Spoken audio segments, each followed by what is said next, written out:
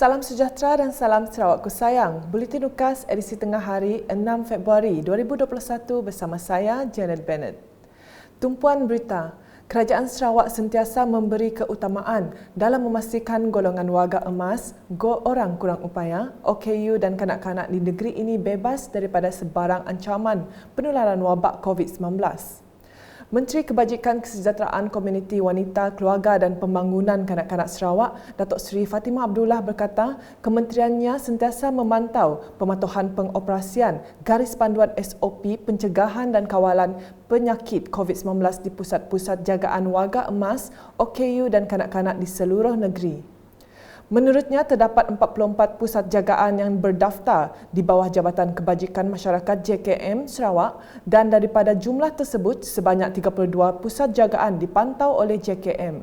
I want to congratulate JKM as well because they have also monitored various pusat jagaan sama ada untuk warga emas maupun untuk OKU dan juga untuk kanak-kanak.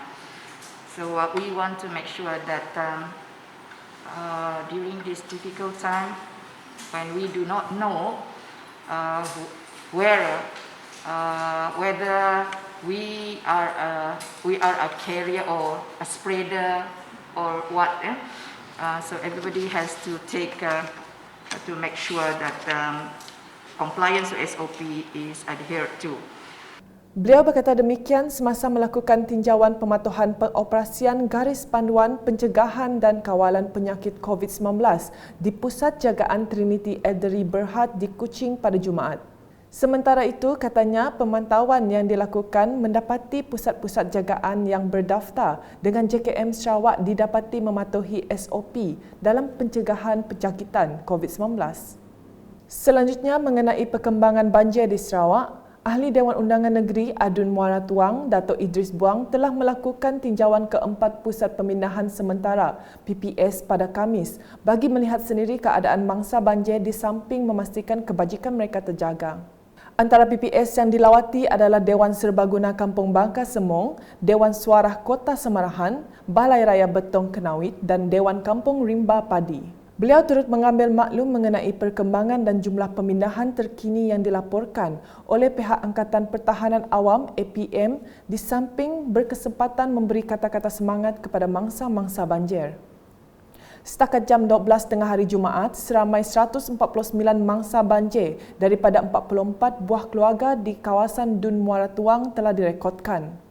Manakala di Mukah, banjir yang kembali melanda kawasan Bukit Engkebai dan Belubuk Bemban menyebabkan 13 buah rumah panjang dan 2 buah sekolah di situ terputus hubungan. Menurut tuai rumah Anderson Kalong, banjir kali kedua itu menyukarkan mereka untuk mendapatkan makanan atau melakukan sebarang aktiviti kerana tidak dapat keluar dari kawasan tersebut. Sehubungan itu, beliau mengharapkan pihak berwajib dapat membantu menyalurkan makanan kepada mereka. Boleh membantu kami menyediakan makanan walaupun sedikit, tapi kami mengharapkan daripada pihak kenaan lah untuk membantu kami masa ini. Tapi saya tidak tahu bila air ini akan surut sepenuhnya, dapat kami keluar untuk membeli barang makanan harian kami lah. Semasa ditemui kru UKAS yang membuat tinjauan banjir di kawasan itu pada Jumaat, Anderson berkata pihaknya sukar untuk menjangka bila banjir kali ini akan surut sepenuhnya agar mereka dapat membeli makanan dan keperluan harian. Masih mengenai laporan banjir, Yayasan Dakwah Islamiah Malaysia Yadim turun padang pada Jumaat bagi membantu mengurangkan beban yang ditanggung oleh mangsa-mangsa banjir di Simunjan. Bantuan berbentuk makanan kering dan kit kebersihan telah disampaikan oleh Ahli Dewan Undangan Negeri Adun Simunjan, Aula Dris yang berkesempatan melawat mangsa-mangsa banjir di Pusat Pemindahan Sementara PPS Dewan Mesra Simunjan. Secara keseluruhan, terdapat seramai 94 orang mangsa banjir yang terdiri daripada 35 buah keluarga telah berpindah ke PPS berkenaan sejak Khamis lepas. Semua mangsa banjir yang dipindahkan ke PPS Dewan Mesra Simunjan adalah dari Kampung Simunjan Jaya, Kampung Sabun, Kampung Kelka, Kampung Hijrah dan Kampung Nanas. Seterusnya di Asajaya, pasukan bomba dan penyelamat daerah itu telah melakukan proses sanitasi COVID-19 di pejabat daerah Asajaya pada Jumaat. Ketua Balai Bomba Daerah Asajaya, Mosli Salim berkata, memandangkan kadar pematuhan terhadap prosedur operasi standard SOP di daerah itu tinggi, beliau berharap usaha kerajaan mengekang penularan wabak itu dapat diselesaikan. Memandangkan premis pada ini awak boleh keluar masuk. Jadi sebagai langkah pencegahan bagi mengelakkan keberantakan virus COVID utamanya, kita melakukan vaksinasi ini supaya pelanggan dan pengurusan dan staf dan penyelenggaraan ini jamin sikit dia punya keselamatan. Penduduk di Asajaya memang semua mematuhi SOP yang ditekan. Walaupun di kampung sekalian kita tengok memang mereka mematuhi lah.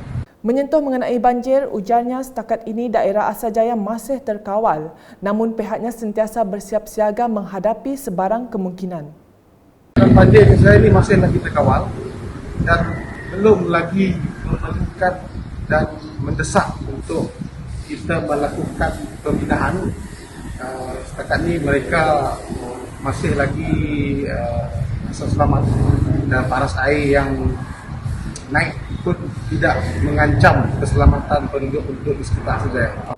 Berikut pula, seramai 287 pelajar tingkatan 5 Kohort 2021 dari SMK St. Agustin, SMK Datuk Patinggi Kedit dan SMK Ulu Laya di Betong menerima sumbangan tablet.